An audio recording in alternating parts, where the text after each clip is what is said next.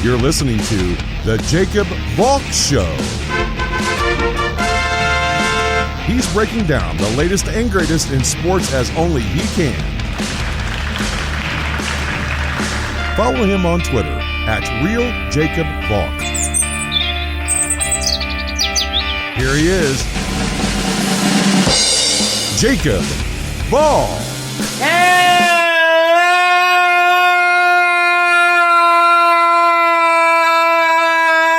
Hello, sports fans! Welcome to another edition of the Jacob Valk Show. I am Jacob Valk, and I gotta tell you, watching Patriots-Rams yesterday, I was really happy. It is fun to see the Patriots get steamrolled. That will never get old for me. Belichick can be retired for 2 decades. Same thing with Brady. The Patriots could revert to what they were in Rod Rust's 1 year with the team, when they went 1-15. I will never not love seeing the Patriots get destroyed. And make no mistake about it, they were destroyed yesterday. As soon as Newton threw the pick six to open up the second quarter, you knew that game was over. The Patriots weren't going to come back from 17-0. Newton was horrendous. Barely completed over 50% of his passes. He was sacked 4 times. Couldn't get anything going with his legs. The Rams defense did a fantastic job in neutralizing him. I mean, it got so bad that Newton got benched for Jarrett Stidham. No one likes Jarrett Stidham. No one wants this kid to play. He's not that good. Belichick afterwards said that Newton is his starter. He doesn't have a choice. I've said this before, and I'll say it again. The dynasty is dead. This loss all but eliminates the Patriots from playoff contention. They are now 6-7.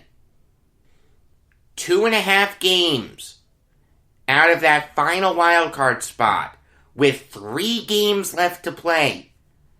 They will not make that up. It doesn't matter if the Dolphins, Colts, Raiders, and Ravens all lose this week. Then you've got 2 games to make up with only 3 to play. It's not going to happen. The big bad wolf is gone. The Patriots are human again. Will it stay that way long term? Who knows? But as of now, enjoy it. Enjoy the fact that their only good player on offense is Damian Harris. Enjoy the fact that outside of a few nice deep passes, the Patriots offense couldn't get anything going. Enjoy the fact that the Patriots are bad. They are a bad team right now. There is a clear demarcation in the NFL of the good teams and the bad teams. All the over 500 teams are good teams. There's no one there that's getting lucky. They all deserve to be fighting for a playoff spot. All the 500 or worse teams, with the exception of the Giants and Washington, they are bad. You want to talk about gods and clods. If you're 500 or worse, and you're not the Giants or Washington, you're a bad team. And even then, the Giants and Washington aren't great. For God's sake, they're both 5-7. It's kind of interesting the way this season unfolded. There's this big gap between the good teams and the bad teams. It's like the Grand Canyon. It's very strange. If you really stop and think about it, it is bizarre. The difference between a team like the Buccaneers or the Raiders and Ravens versus a team like the Vikings, Cardinals, or Patriots, that is a stark difference. It's very weird. As for the Rams, the story of this game is Cam Akers. Remember when I said that I want Akers to be more of the lead back? Sean McVay listened to me. He had 29 carries for 171 yards. It didn't matter that Cooper Kupp only had 5 catches. Didn't matter that Robert Woods only had 5 catches. It didn't matter that Jared Goff only threw for 137 yards. Cam Akers looked like the second coming of Marshall Faulk. This is what he can do. He does have this ability. It was really nice to see Sean McVay give him that opportunity. The offensive line was fantastic in creating running room for Akers. Their defensive line got solid pushes on New England all throughout that game. The Rams just destroyed the Patriots here. Don't look now, but the Rams are in first place in the NFC West. In fact, even before yesterday, they were in first place in the NFC West. They had the tiebreaker over the Seahawks. As it stands right now, they're a half game behind the Packers and a game and a half behind the Saints. They are really good. This is a really good Rams team. The NFC isn't that good this year.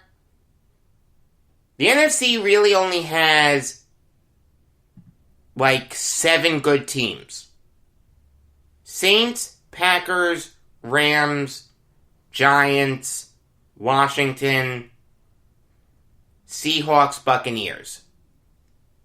And even then, you can make the argument that the Giants and Washington really aren't that good. Again, they're 5-7. One of them is going to win the NFC East and have a home playoff game, but they're not great.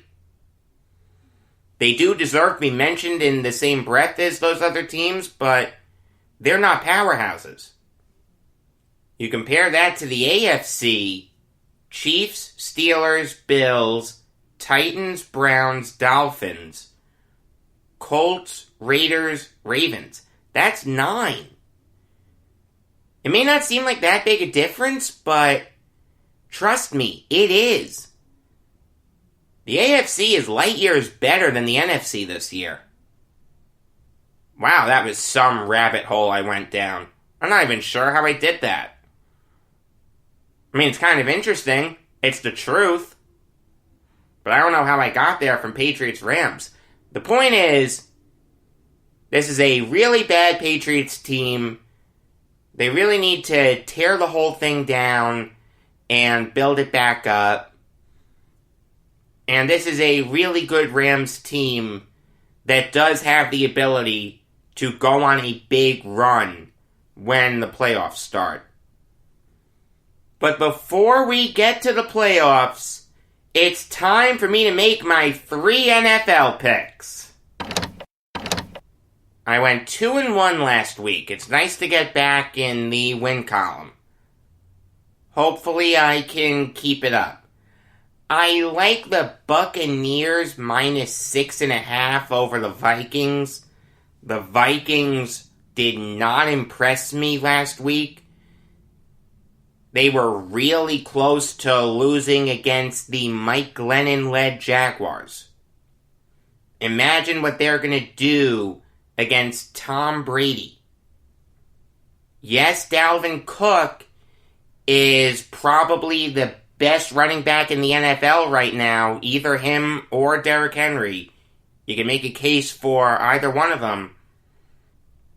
But the Buccaneers have the best rushing defense in the NFL.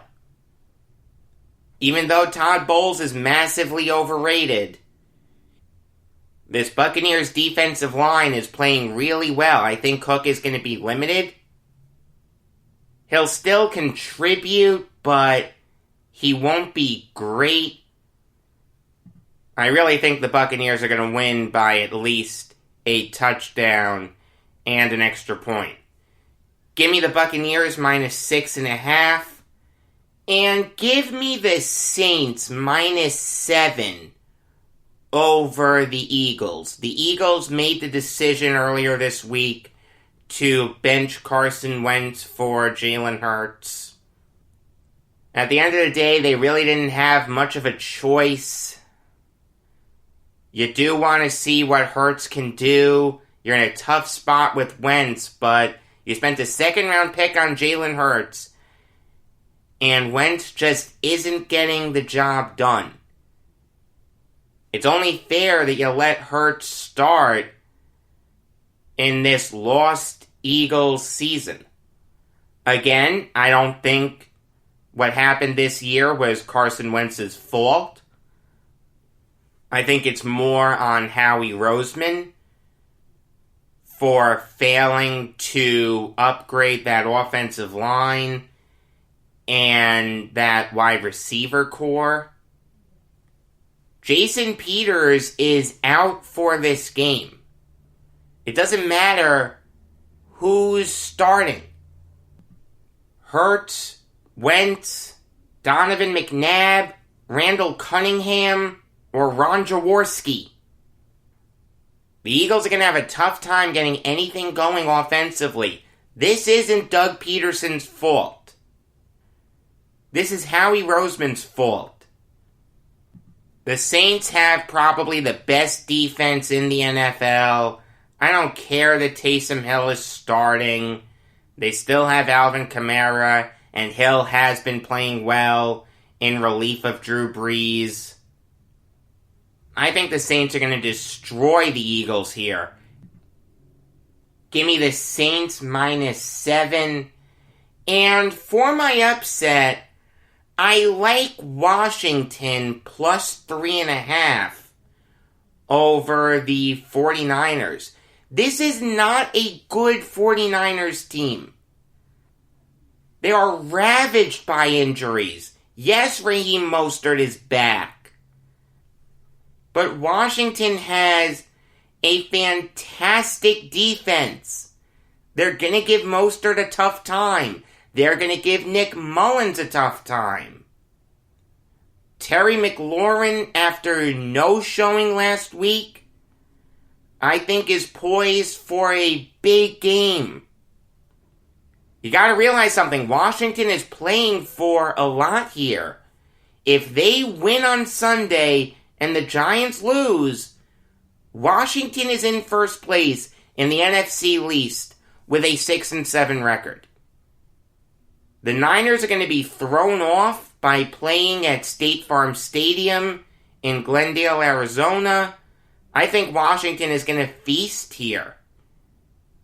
So my picks are Buccaneers minus 6.5, Saints minus 7, and Washington plus 3.5. Alright, now I'll give you some college football Valk talk.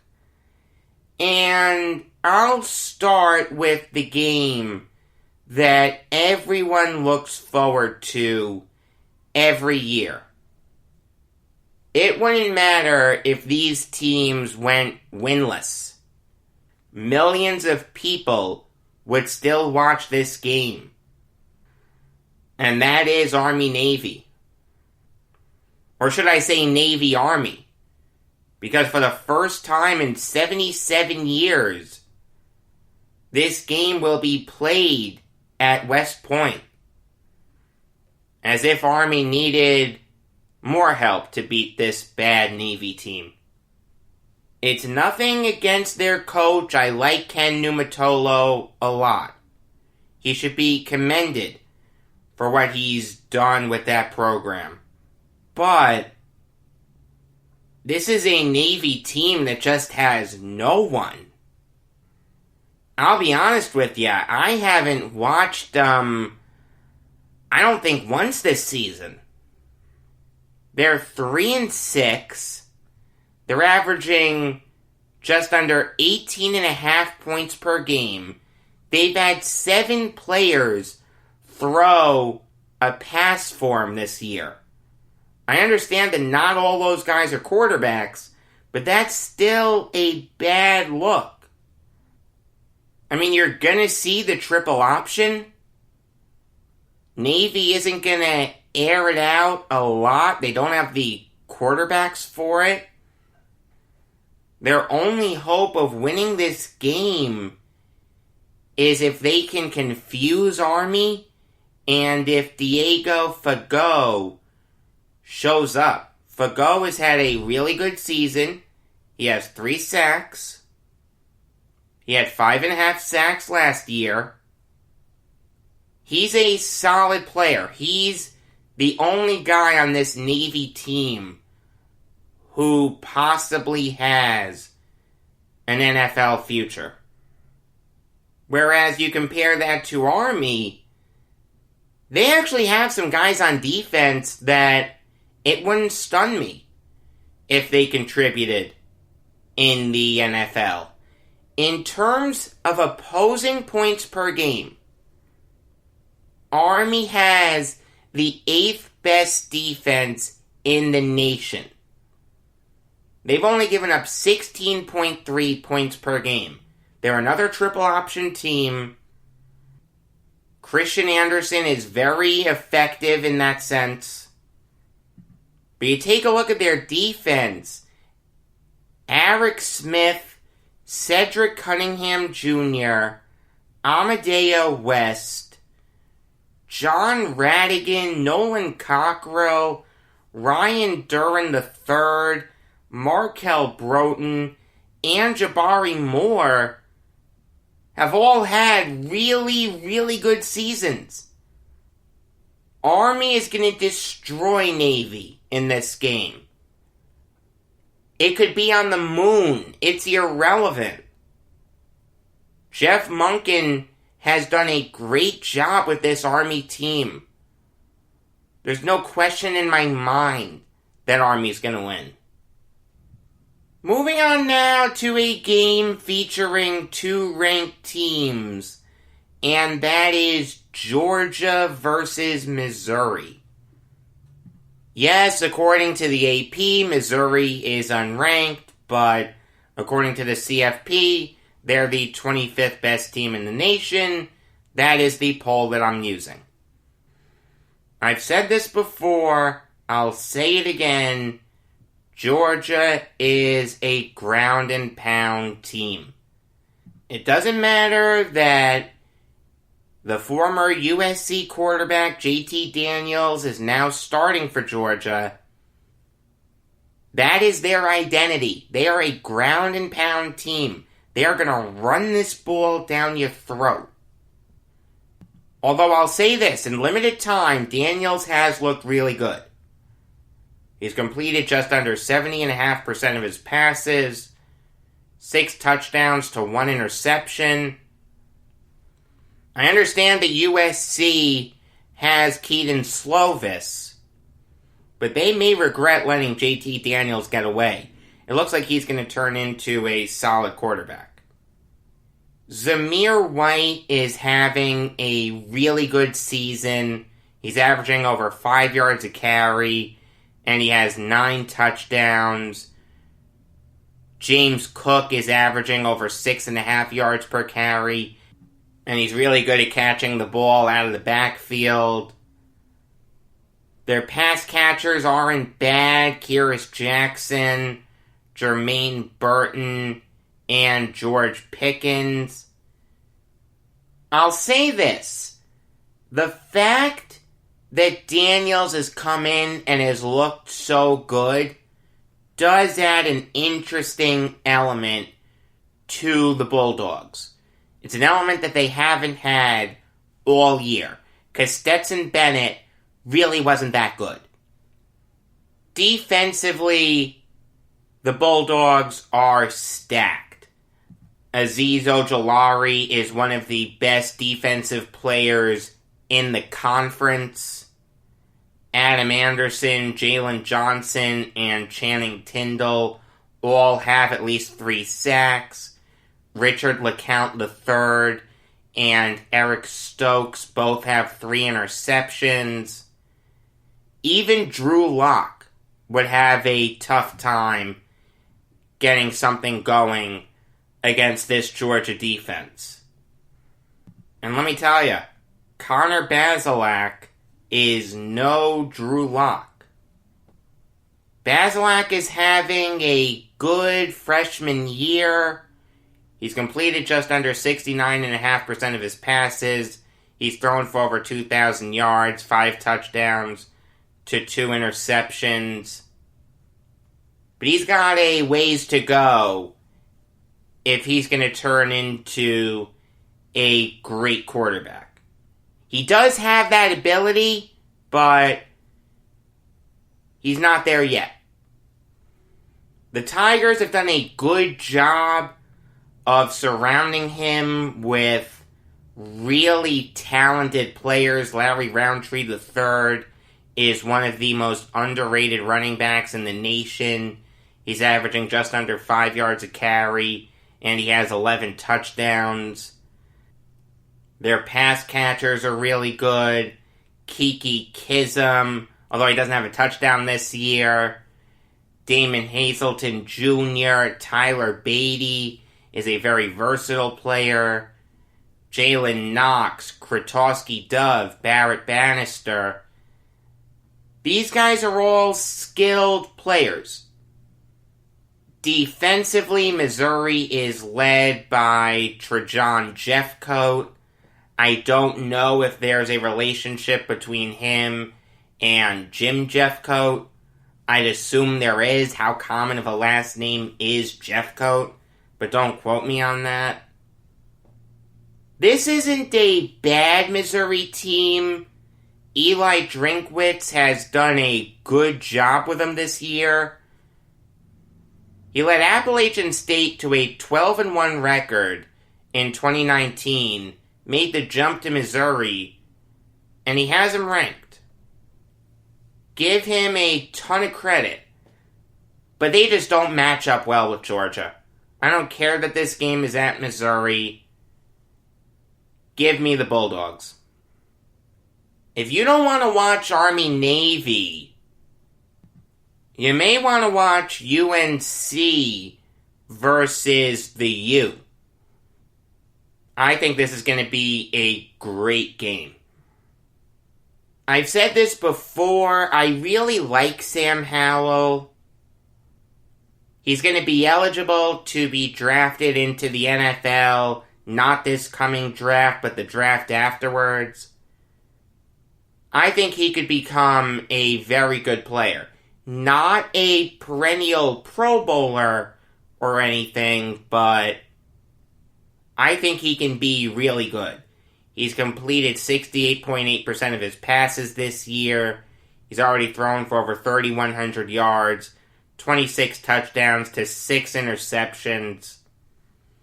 With him leading a skill position group that includes Javonte Williams, Michael Carter, Diami Brown, and Daz Newsome, it makes UNC incredibly tough. They also happen to be coached by one of the best coaches in all of college football, Mac Brown. Defensively, the Tar Heels have a bunch of guys that can get to the quarterback. Chaz Surratt, Toman and Tomari Fox, Raymond Vohasek, Chris Collins, Jeremiah Jamel, Don Chapman, Tyrone Hooper. All those guys have at least 2 sacks. De'Aaron King is going to have a tough time getting anything going. The thing that's going to help King is the fact that he's so mobile. He's a really good dual-threat quarterback. Yes, he can get it done with his arm. We all know that. He's completed just under 64% of his passes. He's thrown for over 2,300 yards, 20 touchdowns to 4 interceptions. But he's also averaging just over 4 yards a carry. And he has 4 rushing touchdowns. You really don't know who to account for if the U is going to run the football. King or Cameron Harris? Harris is averaging 5 yards a carry, and he has 8 touchdowns. Mike Harley is one of the most underrated wide receivers in the nation. He doesn't get talked about a lot because he really doesn't have a bright NFL future. But in his senior year, he's been the Hurricanes' best pass catcher. 43 catches for 653 yards and 5 touchdowns. Defensively, the U is led by Jalen Phillips, Quincy Roach, and Jared Harrison-Hunte. But guys like Gilbert Frierson, Bradley Jennings Jr., and Zach McLeod can get the job done also.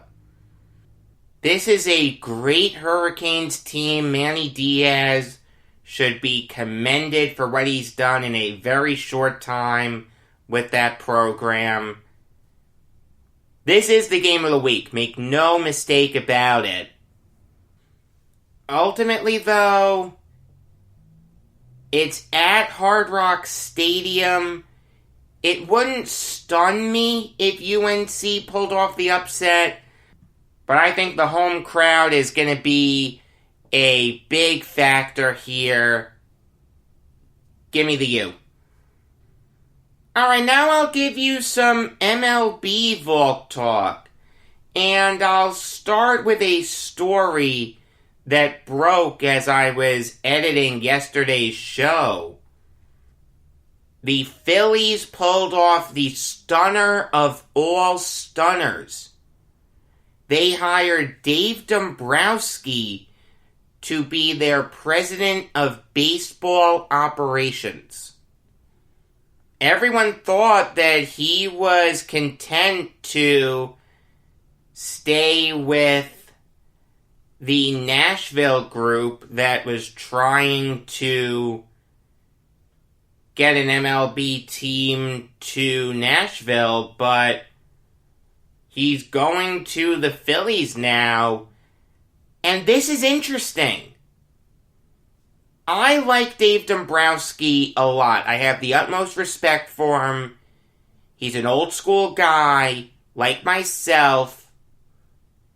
He's been successful everywhere he's gone. When he was with the Expos, they were solid. With the Marlins, he won a World Series. With the Tigers, he made 2 World Series. With the Red Sox, he won a World Series. If you're looking to win now, damn the torpedoes, go full speed ahead. You can't do any better than Dave Dombrowski. And I think him and Joe Girardi are going to get along. Their philosophies are very similar. You have Dombrowski manning the front office and Girardi manning the dugout. That's a really good combination. Here's what I don't like. The Phillies have seemed like a team that's gonna really cut back on payroll. They haven't made much of an effort to bring back JT Realmuto. There were rumors that they could look to trade Zach Wheeler. Bryce Harper's name was even mentioned, although there's no way that's happening. What are the Phillies? I understand the pandemic happened and everyone was hit by it. But Dombrowski's a guy who's always been really aggressive in making win-now moves. David Price, Chris Sale, Miguel Cabrera, Craig Kimbrell, Nady Eovaldi. Is John Middleton gonna go all in and not cut back payroll that much? If he loses Realmuto, that's a big loss. Because Realmuto's the best catcher in baseball. I don't care who you have replacing him. You're gonna take a hit. But if that's where the bleeding stops, you can live with that. I don't even think Gregorius being a free agent is that big a deal for the Phillies. At the end of the day, they have to find a place to play Scott Kingery. I understand that Kingery has underwhelmed so far in his major league career, but the Phillies signed him to a big deal. They have to play him. Their starting rotation is solid. Their bullpen needs a ton of help, though. If the Phillies are going to make a concerted effort to get better, then yes, Dombrowski makes a ton of sense. But if he's going to be the guy to lead a Phillies team that's just going to stick with the status quo or worse, that's not going to end well. Dombrowski's going to get really upset. If John Middleton wants to cut back spending for just this year, I can accept that, but the year after, he's got to go all out in making the Phillies a contender again. I like this move. I have the utmost respect for Dave Dombrowski, but I'm not sure what the Phillies are going to do going forward. At the end of the day, we just have to wait and see. Moving on now to a trade that my buddy Mark was eagerly looking forward to hearing my opinion on, and that is the Rays trading Nate Lowe, Jake Gunther, and the proverbial player to be named later to the Rangers for Osleivis Basabe, Heriberto Hernandez, and Alexander Ovaez. I am sure that I butchered some of those names. As critical as I've been of the Rays, this move makes sense. The Rays did have a little bit of an issue at first base. Who are they going to start going forward? Lowe or Ji-Man Choi? Neither guy played great in the regular season last year. Lowe hit .224 with 4 homers and 11 RBIs, whereas Choi hit .230 with 3 homers and 16 RBIs. But in the playoffs, Choi produced. Against the Yankees, he hit .267 with a home run and 3 RBIs. Against the Astros, he hit .385 with a solo home run. He didn't do much in the World Series, although he did get on base a handful of times. He's a very good fielding first baseman. I don't mind the Rays choosing Choi over Lowe. I probably would have gone with Lowe just because Lowe is 25 and Choi is 29. But in terms of just their play on the field, they're really similar. I understand wanting to reward Choi for his solid play in the postseason. It's fine. I don't have too much of an issue with that.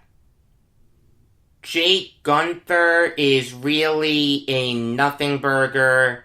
He's 24 and he hasn't played above the rookie league yet. I'd be surprised if he ever made a big impact in the majors. I don't mind the Rays moving on from him also. And God only knows who the player to be named later is going to be. As for the Rangers side of things, Ronald Guzman was once a really highly thought of first base prospect, but he just hasn't worked out in the majors.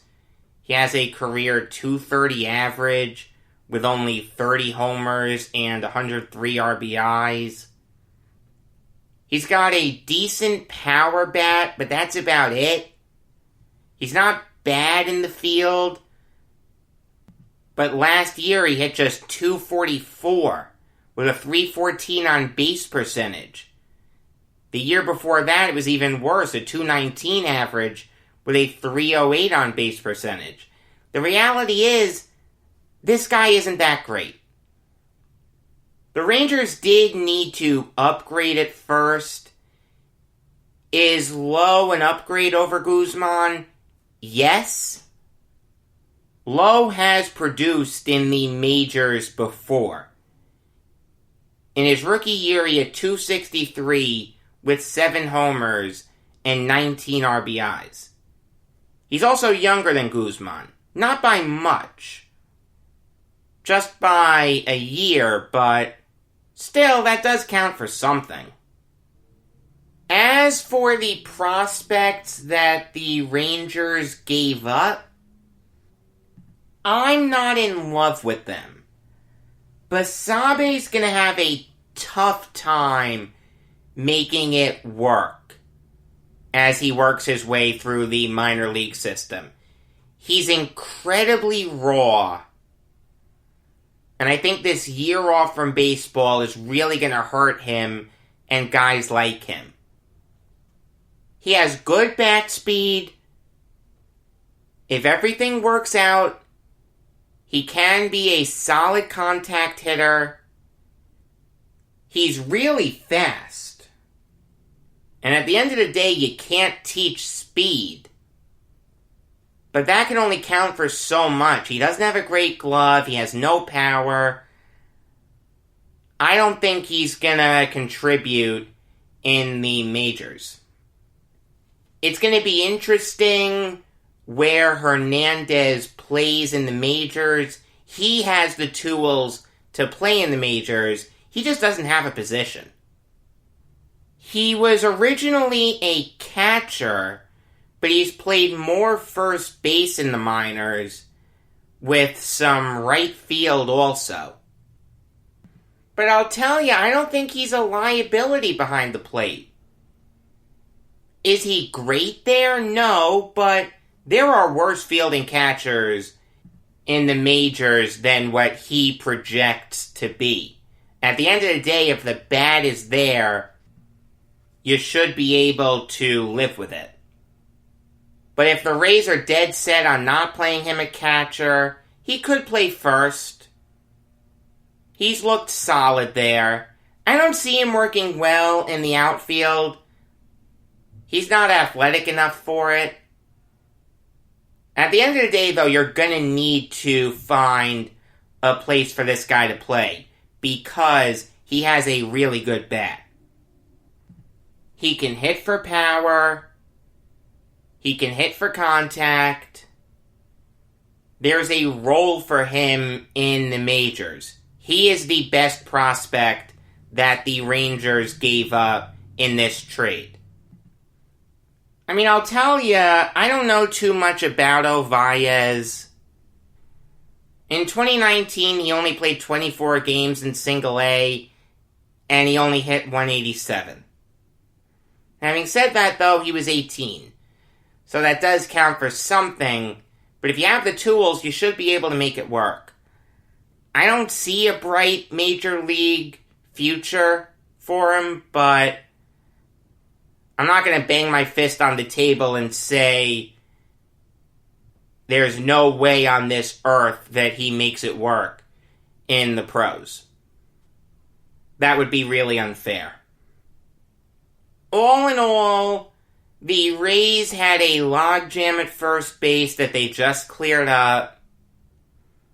The Rangers got marginally better at first base. They have other holes to fill, though. They really need to sort out their starting rotation. They just traded Lance Lynn.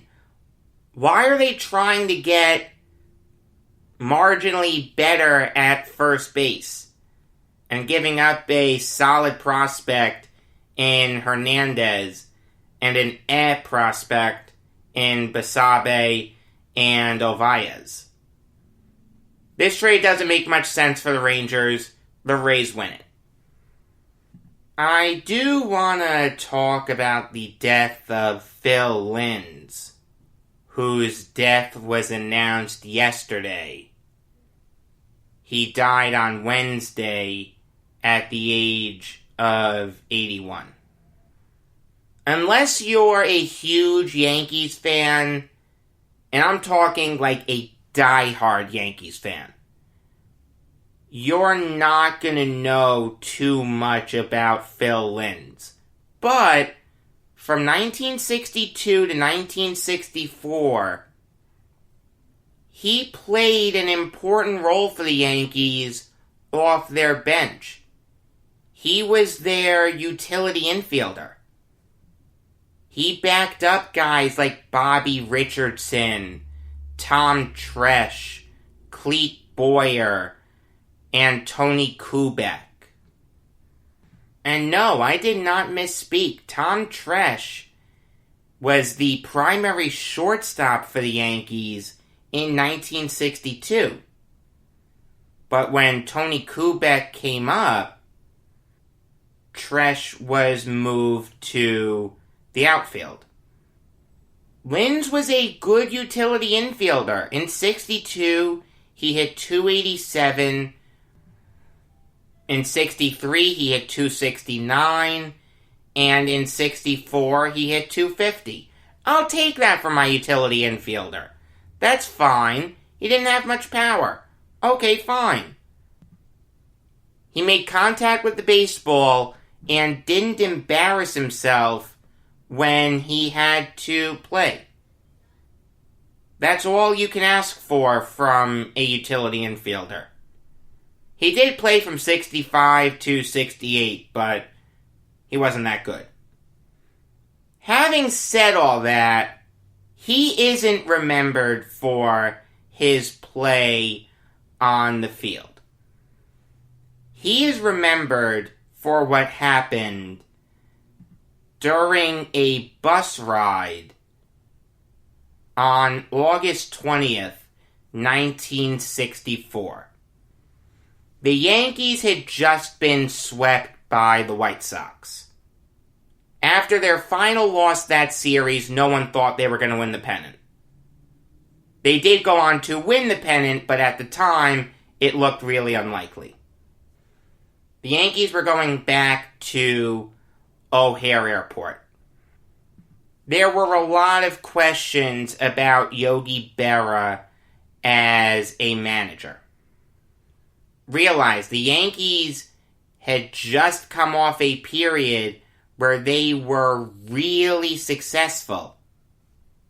They had been in 4 straight World Series, winning 2 of them.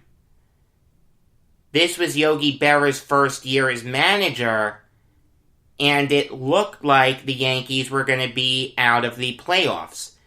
Berra, at that time, had a loosey-goosey approach to managing.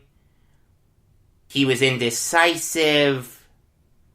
Some of the players really didn't like him. Even though they got along as teammates, when Berra was their manager, they clashed.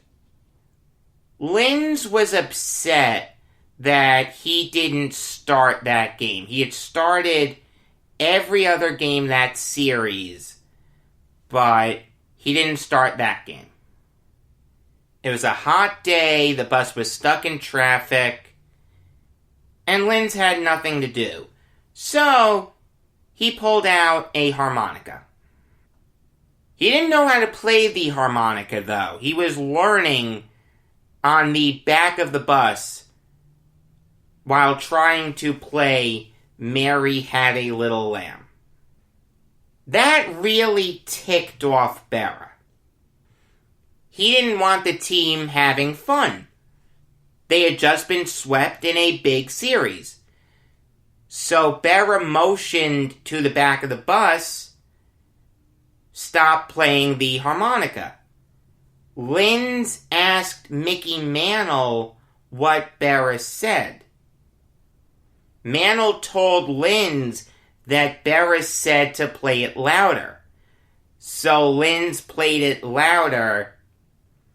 Berra went to the back of the bus, found Linz, and threatened to put a harmonica in a place that Peter Griffin once had it when he was on America's Got Talent. If you haven't seen that Family Guy yet, I advise you to check it out.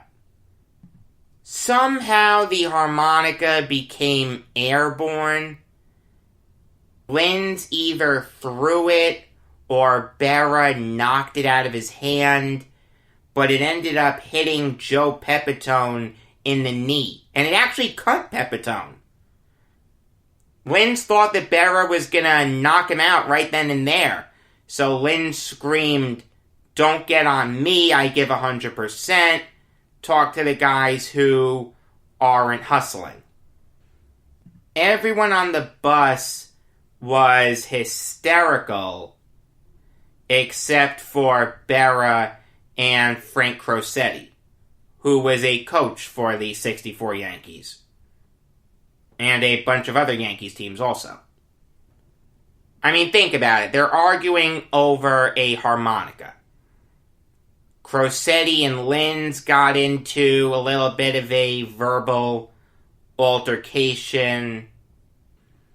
Linz and Crosetti didn't get along. Crosetti was always hard on the bench players, but guys like Mantle and Ford could do no wrong.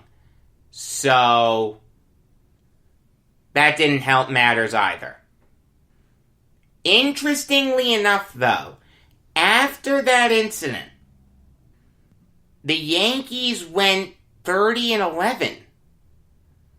They finished in first place in the American League. They won the pennant. Now, they ended up losing to the Cardinals in that World Series in 7 games, but still, they won the pennant. It looked like they were dead in the water when that incident happened. They went back to win the pennant. It's actually one of the best comebacks in Yankees history. We just don't talk about it. Also, after that, the players started respecting Berra as their manager. They saw that he could get upset. They saw that he could yell and scream. The players respected that.